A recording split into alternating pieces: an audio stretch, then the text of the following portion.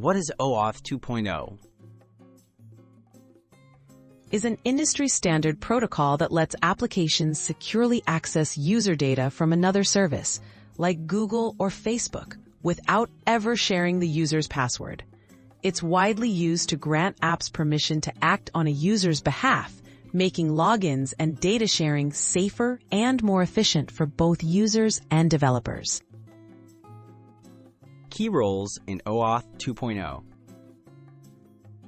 OAuth 2.0 involves four main parts: the resource owner, usually the user, the client, the app accessing the data, the authorization server, which grants access, and the resource server, which holds the user's data. Each plays a unique role to ensure that access is controlled and secure. How the flow works. Here's the basic flow. The app asks the user's permission to access data. The user is redirected to the authorization server to approve or deny. If approved, the server sends the app a temporary code or token.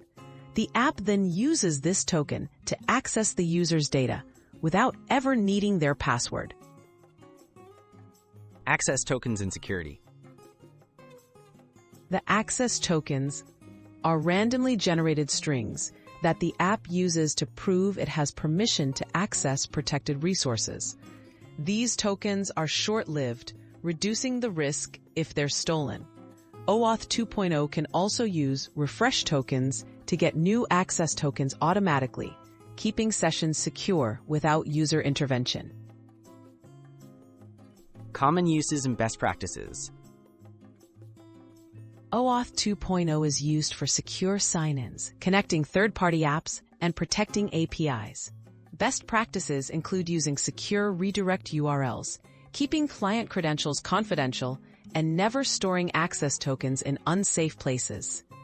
Understanding OAuth 2.0 fundamentals helps developers safeguard both user data and their own applications.